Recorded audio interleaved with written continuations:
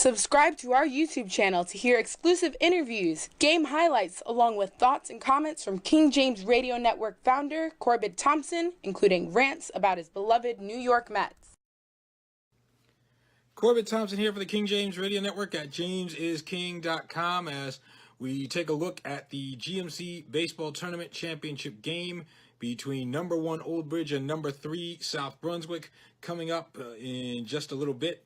And so my thanks to you guys for listening in once again on our YouTube channel here.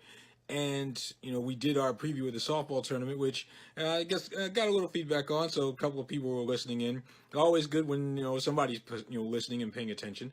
But with that being said, you know, we get to the baseball side of things, the GMC Baseball Championship Tournament, which will be held at Ray Sipperly Field over at East Brunswick Votech.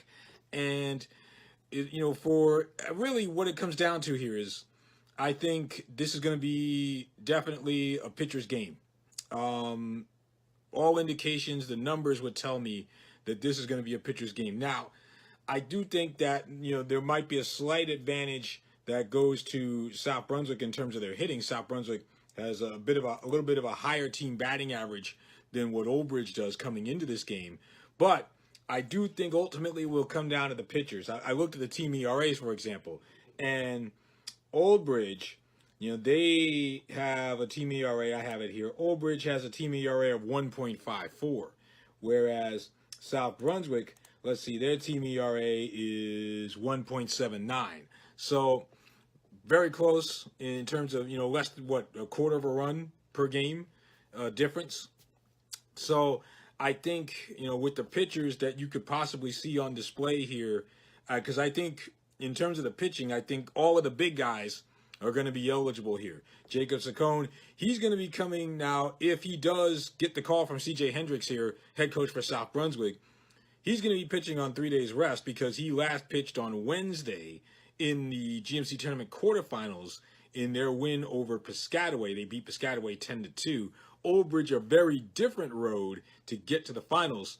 They had to grind out their semifinal win, beating St. Joe's in extra innings. So, and Sonny Fauci pitched that game. And so, you know, with that being said, I do think, at least for on South Brunswick's end, it's going to be, you know, pretty much all hands on deck. Like I said, Jacob Saccone, he pitched that game on Wednesday. He threw 78 pitches in that game. So he only requires 3 days rest. So he pitched Wednesday, so you have Thursday, Friday, Saturday, and then come back Sunday. As for Fauci, Fauci, you know, he's their big guy. And now Jason Gilman, who I did have a chance to see when North Brunswick, you know, those of you that know our North Brunswick coverage, when North Brunswick had a chance to go to Old Bridge, I did have a chance to see Gilman. And he got his first varsity win that day, by the way. You know, North Brunswick lost that game late. But as far as Gilman, left-hander, and, you know, he's crafty. I guess is the best word I could use to describe Gilman and his pitching is he's crafty. You know, he seems like he has a plan up there. He's not going to necessarily, you know, throw, you know, 98, but he's going to get people out, you know, and he's got an arsenal of pitches of which he can do that with. So if he does come in the game, whether he starts or comes in relief, if he is in the game, you're going to see that on display here. But let's see, Gilman, he is 5-1 this year. So a very big year for Gilman. Now let me see. Fauci last pitched. I have it here somewhere. I'll find it. Fauci last pitched. Let me see. I got it here. Fauci last pitched against St. Joe's in the quarterfinals. That was the game that they had to grind out the 2-1 win in 8 innings. So that was when Fauci last pitched. I want to see how many pitches he threw, and then I'll get to the rest. And I'm going to focus mainly on the pitchers in this preview because, like I said, I think that's what it's going to come down to. I think it's going to come down to whoever pitches better, especially late in the game. And you've seen historically in recent years with the GMC tournament, the baseball side, the last 5 years now, the championship game has been decided by 1 run in the last 5 years. In the 4 years prior to last year, it was 1-0. Last year, it was 2-1. So, you know, keep that in mind as we go along here. So, South Plainfield beating Perth Amboy 2-1 in extra innings in the championship game. That game went 12 innings. And also, 2 of the last 5 years have gone into extras. So I think this is going to be another one of these games. Don't be shocked if this game goes into extra innings.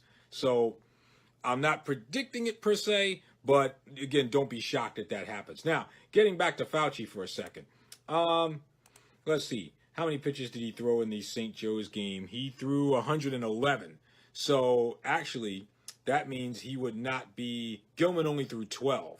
So my educated guess tells me that Old Bridge head coach Matt Donahue is going to go with Gilman here to get the start in the championship game, because Fauci threw 111 pitches on Wednesday. So you got Thursday, Friday, Saturday. When you throw 111, you need 4 days rest. So, matter of fact, see, I have my little pitch sheet here. So it kind of tells me, but yeah. So when you throw 91 to 110, you need 4 days rest. Technically, Fauci threw 111, but 4 days rest, and so he would not be eligible to pitch in this game. So that means it's going to be most likely, up to Gilman. Although Matt Donahue could throw a curveball here, and he could go in a different direction. I don't think he will, but let me see. He could. Joseph Krause, he does have an ERA under 2. Matt Baker, he's 2-1, ERA under 3, but I think Gilman's going to be the guy.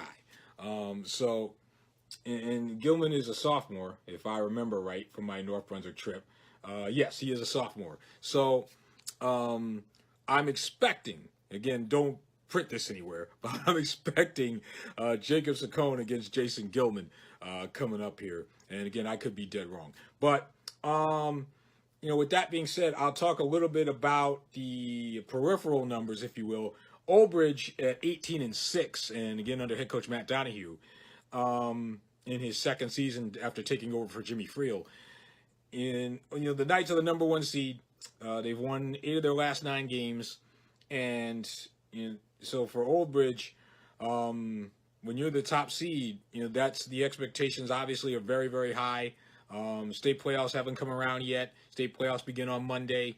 So right now the total focus is going to be on this game, and you'll have Fauci to pitch in the state game on Monday. So I'm sure Coach Donahue has, implicit trust in Mr. Gilman to get this done.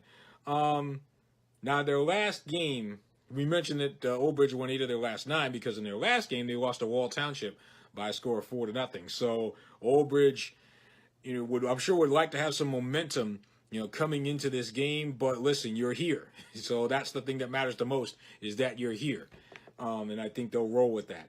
Let's see. For the Knights, I'm just looking up and down their lineup, and I see Daniel Chiafalo's hitting 377.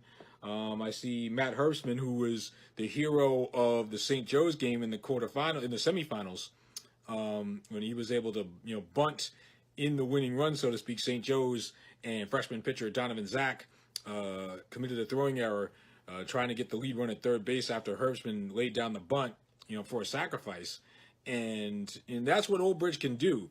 They can set things in motion, put the ball in play, force the other team to make a mistake. And Gilman's a sophomore, so maybe a year older in this case than a Donovan Zach would be.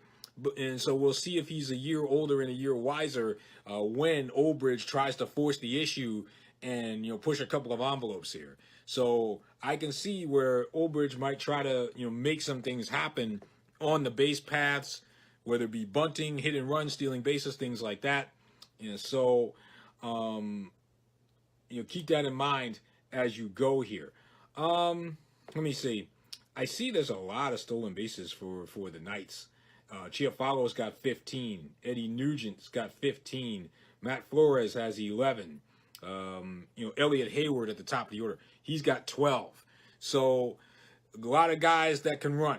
And so it's going to be obviously incumbent upon South Brunswick to control the running game. So and you have that. As for South Brunswick, of course, Old Bridge looking for their first championship since 2011.